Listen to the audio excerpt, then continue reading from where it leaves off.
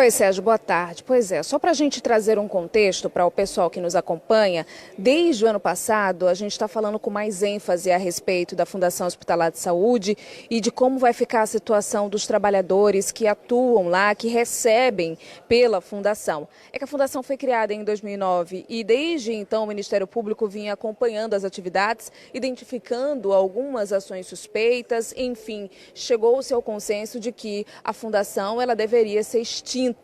Porém, nós temos mais de 7.000 servidores, pessoas que prestam serviço, que estão aí no aguardo para saber o que é que vai acontecer, se elas vão permanecer recebendo como concursadas servidores da saúde, se vai haver um concurso para aqueles que não são concursados, mas possuem algum tipo de contrato. Bom, é isso que se discute hoje aqui nessa audiência pública desde as 10 horas da manhã. Aliás, os representantes de Ministério Público estão reunidos justamente para entrar em um acordo para passar a informação para esses servidores e os sindicatos que estão paralisados no dia de hoje, 9 sindicatos mais precisamente. Eu converso primeiramente aqui com a Shirley Morales, ela é presidente do Sindicato dos Enfermeiros. Shirley, é muito preocupante essa situação, boa tarde. Boa tarde, é extremamente preocupante. Na verdade, a gente não está tratando apenas dos mais de 7.000 pessoas vinculadas diretamente à FHS, mas também de suas famílias e da própria sociedade. A finalização de um contrato de gestão de uma forma muito abrupta vai levar um prejuízo à sociedade sergipana, porque a Fundação Hospitalar de Saúde, ela administra toda a rede hospitalar do Estado, entre outros ambulatoriais, o próprio SAMU também tem o pessoal da Fundação Hospitalar de Saúde. Então, no que nós estamos tratando hoje é da vida de milhares e milhares de pessoas. Então, esse processo judicial, essa ação judicial especificamente, se dá desde 2014, havendo um acordo em 2018 para que não houvesse mais renovação do contrato de gestão em 2019, e de 2019 para cá houve renovações com permissões do Ministério Público, mas sempre no intuito de resolver definitivamente esse problema, garantindo, sempre foi o pleito dos sindicatos, garantindo aí os empregos desses concursados públicos que saíram de outros estados, vieram constituir a vida aqui no estado de Sergipe, e hoje eles podem ter seus empregos ameaçados, uma vez que sem contrato de gestão não existe forma do governo repassar recursos financeiros para que a Fundação possa honrar com os salários desses trabalhadores e trabalhadoras, né? Então, isso realmente para nós é extremamente preocupante, porque sem salário só haveria uma saída ou a própria pessoa pedir demissão para ir para outros empregos, ou haver uma exoneração por parte para não gerar um passivo trabalhista. Então, hoje a finalidade dessa audiência é tentar chegar a um acordo final para que não existam mais essas renovações que não resolvem de fato a vida desses trabalhadores, porque todos os anos eles ficam com receio desse contrato não ser renovado e assim eles terem um prejuízo e ficarem sem ter com que alimentar suas famílias. Shirley, hoje, assim que eu cheguei, eu te perguntei com relação aos custos da Fundação, de quanto que a Fundação gastava com o pessoal. E você me disse que esse valor não é de conhecimento de vocês porque não há transparência? Exatamente. Todo o valor que ele é vinculado à Fundação Hospitalar de Saúde, ele tem uma dificuldade de fiscalização. Nem os próprios conselhos de saúde conseguem fiscalizar, órgãos fiscalizadores têm dificuldade de fiscalizar, porque é administração indireta, não é administração direta. Então, esses documentos, contratos, orçamentos, eles teriam que estar publicados nas páginas, sites oficiais do governo, onde tem a transparência pública, e a gente não consegue achar esse detalhamento. Então, a gente teve acesso, inclusive, a quantitativos que hoje a gente só consegue estar trazendo a público porque foram fornecidos pelo Ministério Público, os Ministérios Públicos, em especial o Ministério Público Federal, que tem tido uma interlocução muito boa com os sindicatos. Obrigada, Shirley. Eu converso aqui também com o João Augusto Alves, ele que é diretor sindical, é diretor do Sindicato dos Médicos. Nós temos mais de 1.000 médicos que prestam serviço através de contratos com a Fundação Hospitalar.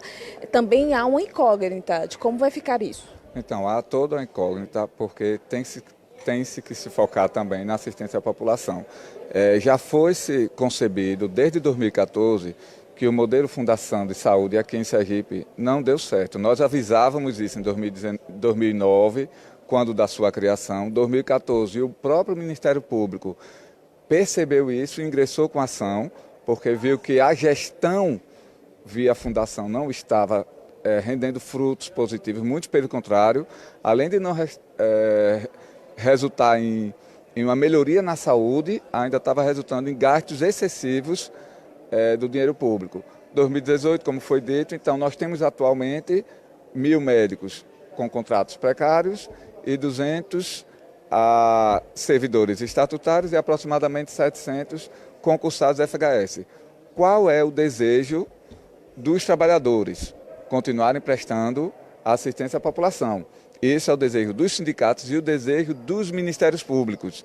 Então, isso daí, há o acordo por parte dos trabalhadores e por parte do Ministério Público. Basta saber o que é que vai ser a decisão agora judicial, se vai determinar isso para a sociedade também. Mas sobre o modelo de fundação, isso também já há decisão do Ministério Público que esse modelo não serviu. Não trouxe melhoria nem no gerenciamento e nem na assistência à população. Então, esse é um entrave que o Estado ainda fica tentando propor. E qual foi a situação que a gente colocou? Que fique apenas com o RH, ou seja, a Fundação não gerencia mais a saúde porque é obrigação da própria Secretaria Estadual de Saúde. Mas e as OS? Então, as OS é algo que também, vocês deram cobertura lá atrás, desde 2009, 2014 tudo, então só para as pessoas que estão assistindo hoje. A fundação, ela já foi criada lá atrás, foi um acordo na Justiça com o governo estadual para acabar com essas terceirizações, OS e tudo mais. Lá atrás, antes de 2009. Então, a fundação já foi um remédio mal feito contra as OS. Mas vocês temem que o governo tente trazer de volta esse sistema através das OS? A gente não só teme, como o governo queria colocar isso no acordo, de que, pasmem, os servidores públicos serem cedidos para as OS. Então, assim, eles queriam, eles não botaram o nome OS, botaram para ceder para a entidade privada, que a gente sabe quem seria a entidade privada, só muda o nome. Então, assim, é um temor ainda, mas é um temor não pensando só na precarização. Pensando que nossas experiências com OS no Brasil afora, quem for analisar, pegue principalmente São Paulo. São Paulo, o SUS quase todo é OS. E alguém vai para o SUS de São Paulo ou vai para o particular de São Paulo? Então, assim, não precisa ir tão longe para ver as experiências fora do... Porque quando eles trazem experiências de fora do Brasil, como se no Brasil não tivesse OS. Além que todos nós sabemos que aqui já existiu. Então, é necessário, a gente é contrário a esse modelo de OS, a gente é contrário que a assistência à sociedade não seja prestada diretamente pelo poder público, até mesmo para que seja fiscalizado. Como o Shirley colocou na fala dela, ninguém tem controle do que entra na fundação, porque é a administração direta. E olha que ainda é pública, mas é indireta. Ninguém tem controle do que entra e do que sai. Imagine se fosse OS, porque aí nem o Ministério Público teria como requisitar, porque seria uma entidade privada. João, muito obrigada pelas informações. Sérgio, a gente continua aqui aguardando a decisão, o que eles entenderam nesse acordo, os representantes dos Ministérios Públicos. E daqui a pouquinho eu posso voltar também, porque o Ministério Público Federal ajuizou uma ação com relação ao terminal pesqueiro aqui do nosso estado, que fica ali na Avenida Otônio Eudório, em frente aos mercados. Já tem uma decisão com relação aos pedidos que foram feitos. Daqui a pouquinho a gente fala sobre esse assunto. Pelo que eu falei, né, da reflexão, do momento de reflexão, o quanto é importante, Jéssica, as colocações de duas pessoas muito inteligentes. Isso nos faz muito bem para entender bem a situação. Obrigado aos dois, muito obrigado, Jéssica. E também tem outra coisa que é colocada assim dessa maneira. Você não sabe o que entra e o que sai? Então você não tem... E afinal, de quem é esse dinheiro? Quem é que financia isso? De onde vem esse dinheiro? Em que circunstâncias toda essa estrutura foi criada? Aí você entende o seguinte, nós precisamos ir na origem do problema. Todo problema tem sua origem, tem começo, tem a sequência, tem o meio e, presumivelmente, vai ter um fim. Entendeu como é que é? Mas por que criaram um modelo dessa forma que causa, na verdade, tanta polêmica? Aqui o início, está ali o início. Mas por quê? e depois o desenvolvimento de todo esse processo e depois a finalização dele, que desde que eu estou aqui estamos tratando desse assunto. Recentemente até conversei com um médico, eu e Jéssica estávamos juntos lá no Nova Manhã, prestei muita atenção, ele de forma didática nos explicou. Agora, há uma responsabilidade tamanha, não especificamente dessa gestão atual, ela não é a autora dessa façanha, mas também das outras gestões, e quem foi que botou a mão pesada, carregada e amadora nessa questão. Aí é que está a história. Nós precisamos entender e dar nomes corretos aos bois. Os nomes têm um nomezinho tal, tem um nomezinho não sei o quê. Vamos dar os nomes aos bois, afinal. Seria possível, talvez?